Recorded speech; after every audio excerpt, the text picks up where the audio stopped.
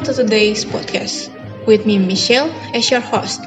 And today we're going to vent into the captivating world of Middle Ages literature, a time when words carried the weight of faith, love, justice, and transformation. But of course, I'm not alone here, as you guys can see. I'm here with my co-host. They both are English major students with a deep love for literary history. First up, we have Fafa here. Hi, I'm Fafa, and here I'm gonna be the first speaker. And we're also joined by Farah. Hi guys, I'm Farah and today I'm here as the second speaker. Before we dive in, let's take a moment for me to introduce our topic for today. So, we're going to explore the prominent authors of Middle Ages literature. They are the writers who not only shaped the culture of their own time, but also laid the groundwork for modern thought, language, and literary forms. From theology to poetry, romance to social critique, their works reflect the complexities of medieval society and continue to influence literature and philosophy today. We will uncover who they were, what they wrote, and why their voices still echo through time. So, what are we waiting for? Grab a cup of coffee, open your mind, and let's journey into the past where book and quill shape the future.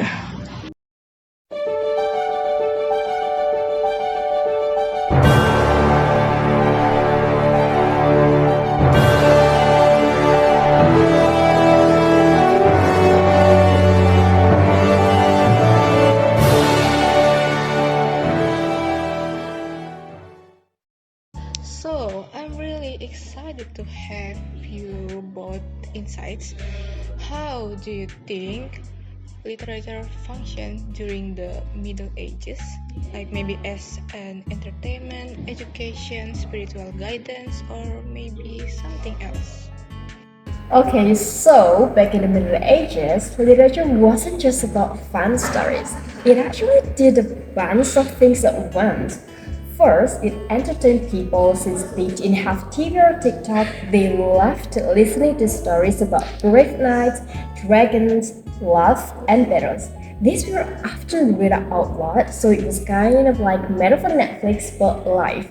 Second, it was a way to teach, so not everyone could go to school. That's why literature helped pass on morals and life lessons, like what's right or wrong, or how to be a good person. Also, it had a big spiritual role. The church was super powerful back then, and a lot of stories were about God, saints, heaven, and hell. These texts helped people understand their faith and how to live in a way that pleased God.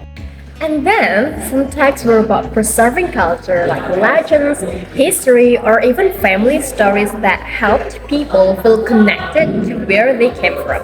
So yeah, literature in the Middle Ages wasn't just one thing. It was like a mix of entertainment, education, spiritual advice, and cultural memory all rolled into one.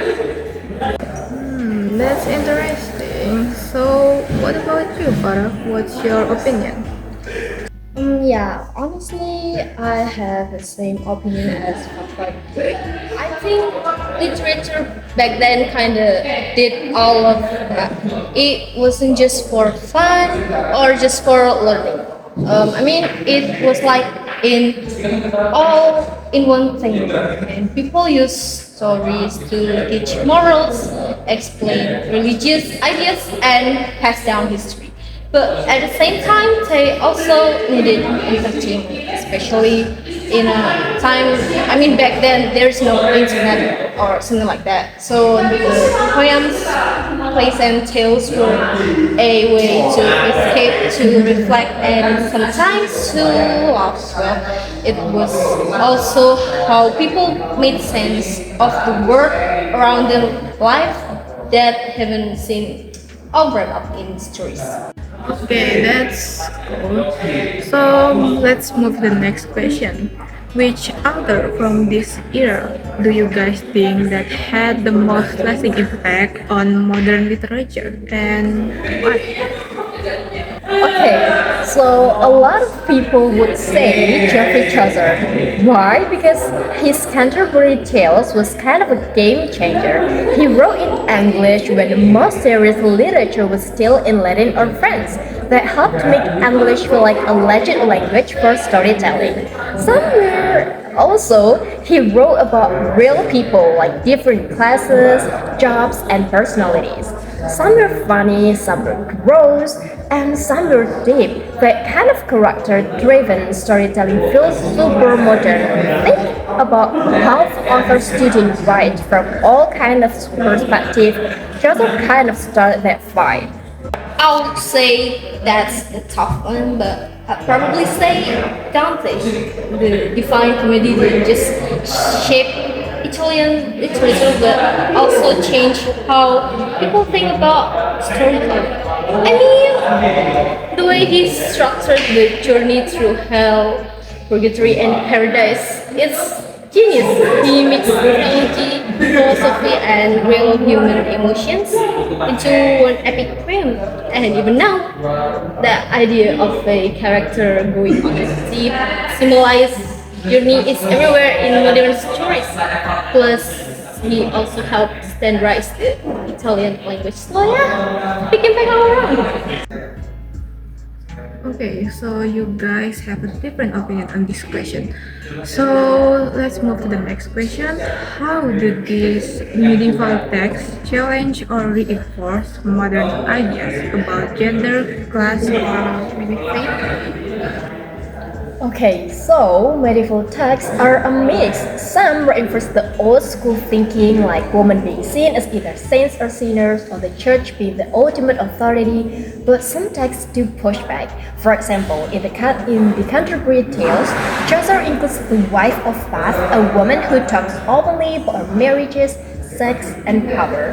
That was bold because she kind of challenged gender roles. Even today, people debate whether she's empowering or not. Also, many texts show tension between rich and poor or clergy and common folk, so they reflect how messed up the class system could be. Some authors were clearly calling it out. Some texts definitely reinforce the norms of their life, like super rigid generals, clear classifieds, and strict religious belief. But at the same time, there were writers like Christine de Pizan who totally challenged those ideas. She questioned how women were treated and pushed back against the stereotypes. Even culture in the Canterbury Tales let some of his characters blur this class and gender lines like the wife of Bath. She spoke confident and spoke her mind. So yeah, medieval literature wasn't just one-sided. It can be surprisingly progressive in some parts, and it helped us reflect on how far we've moved. Okay, guys, so we've heard amazing opinions from Papa and Farah. So now I think it's the time for us to discuss the main topic, the prominent authors of Middle Ages literature. As we know, there were so many prominent authors from that time. So one of them was Thomas Aquinas. Okay, so Papa, can I ask you some questions about him? Okay, sure. Okay, the first one is how did Aquinas manage to bridge the gap between classical philosophy and Christian theology? Okay, so Thomas Aquinas made a significant contribution to both philosophy and theology by bridging classical reason with Christian faith. He integrated Aristotle's logical and philosophical methods into Christian doctrine, arguing that reason and faith were not opposed but could complement and support one another. In his monumental work, Summa Theologica, Aquinas tackled complex theological questions using a clear, logical structure, seeking to make sense of divine truth through rational analysis. This synthesis became central to scholasticism and transformed how medieval thinkers approached both theology and philosophy. I see. So why is mathematics still studied today, even like outside of the religious context? I think the reason why even today Summa theological remains widely studied, not just in religious context but also in secular fields like ethics, law, and philosophy, is because its rigorous approach to moral reasoning and its structured way of debating ideas continue to offer valuable insights into logic, justice, and ethical decision making. Scholars and students alike are drawn to Aquinas' methodical thinking, making his work a lasting research across multiple disciplines. Okay, I think we have heard enough from Papa. So now, Farah, let me ask you about the next prominent author, Geoffrey Chaucer.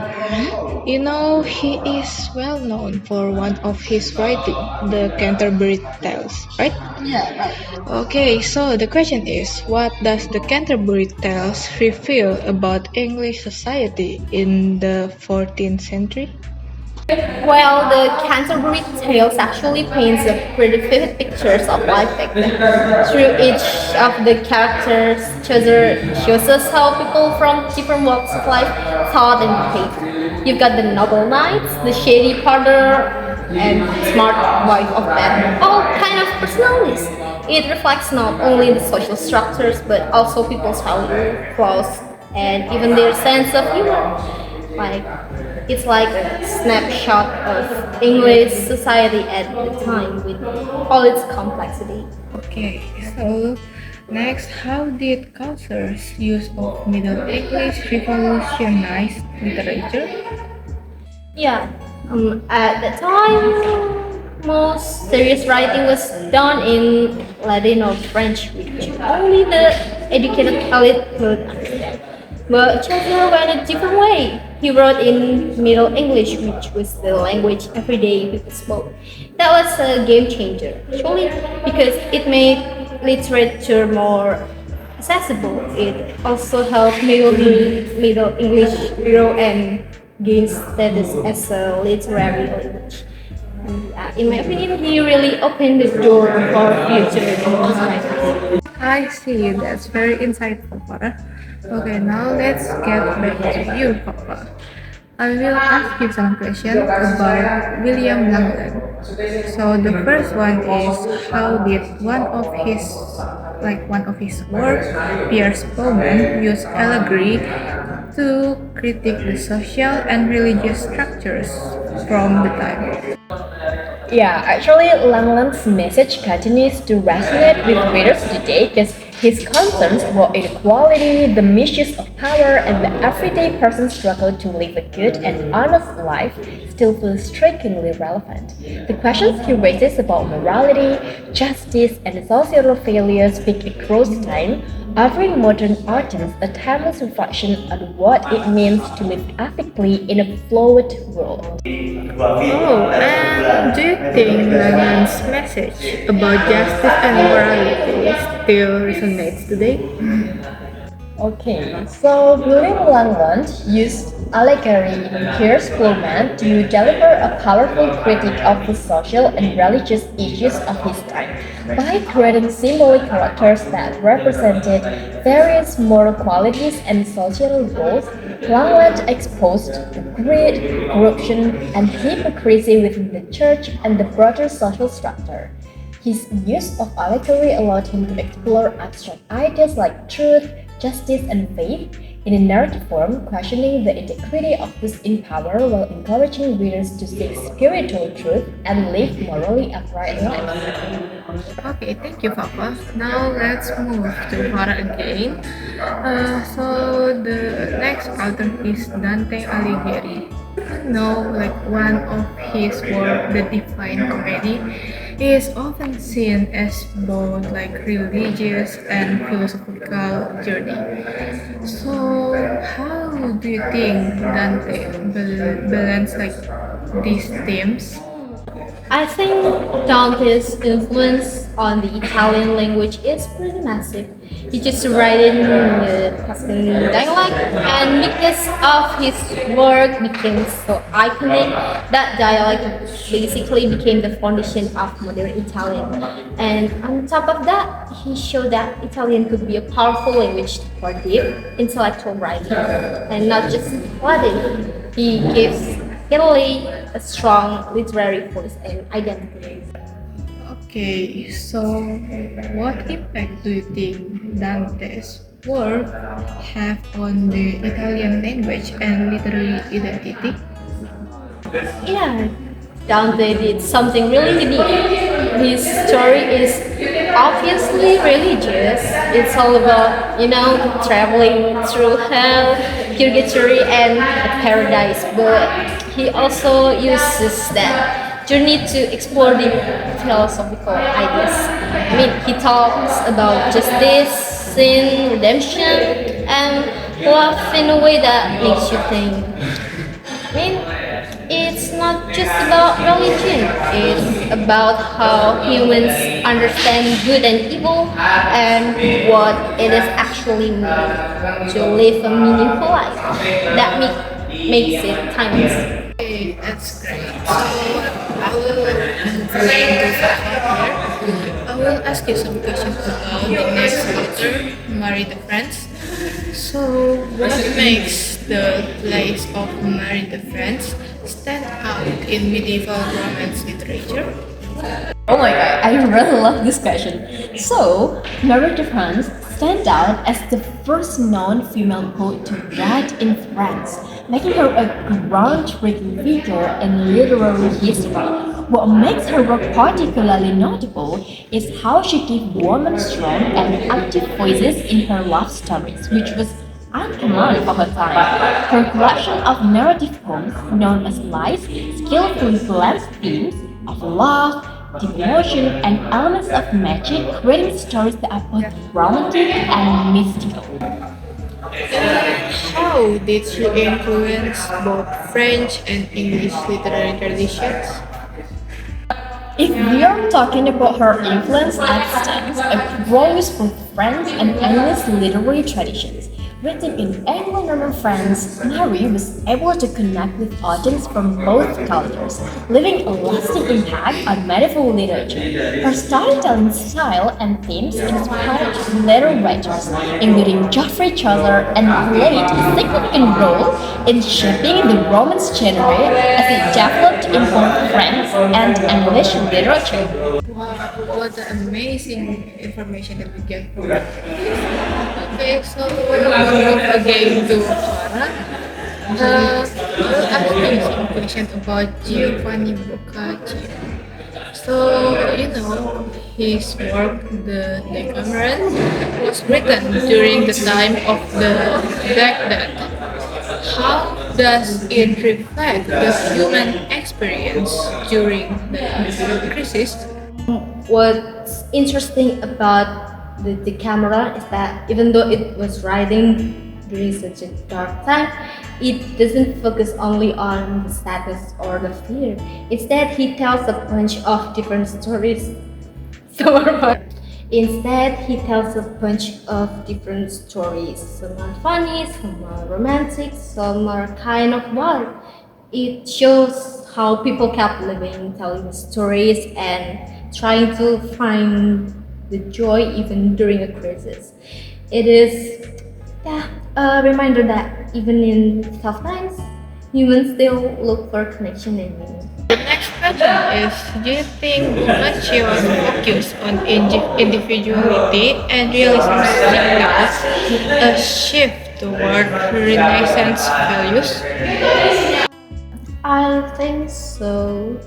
His stories are way more focused on real people with real problems rather than saints or mythical heroes. He writes about personal experience, emotion, and human flaws, which is totally in line with Ferryna's thinking. It's like he's saying, "Hey, human life matters," or thought, choices, and stories matter. that shift from the spiritual to the personal is one of the early signs of the radiance. Okay, thank you so much, Farah. Okay, so now let me give you guys the one last question about Christine the Pizan. So for Papa, how radical do you think was Christine de Pizan's work in advocating for women's rights at the time? Actually, Kristen the Peasant's work was remarkably radical for her time, especially considering the deeply patriarchal society in which she lived. She boldly defended the intelligence, virtue, and value of women at a time when female voices were largely silenced or dismissed. In her most famous work, The Book of the City of Ladies, Kristen constructed an imaginary city where influential and virtuous women could be honored and protected, directly challenging the misogynistic literature of her day. Her writings not only pushed back against negative stereotypes but also argued for women's right to education and participation in intellectual life, establishing her as one of the earliest and most powerful feminist voices in European literature. Okay, that's really nice. Okay, now Farah, do you see her influence in modern feminist writing? Totally, yeah.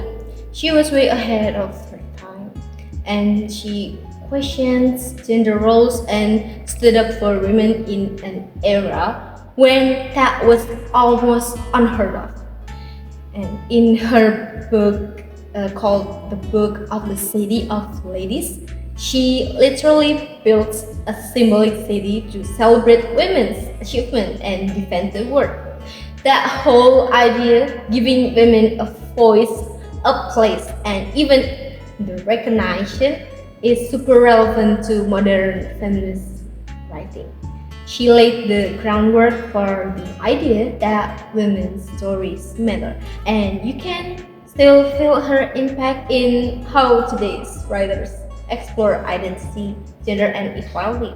So yeah, she's like the one of the OGs of feminist talk. The last question brings us to the end of our journey through the mind of the Middle Ages. From Aquinas' theological brilliance to Chaucer's vivid storytelling, and from the moral depth of Langland's to feminist voice of Christine de Pizan. These authors didn't just reflect their time, they helped define it. And I want to give a big thank you for Fafa and Farah for the amazing insights for today's podcast. We hope this podcast helped shed light on how medieval literature still echoes in the world we live today. So thanks for listening to this podcast. Until next time, keep exploring, keep questioning, and above all, keep reading!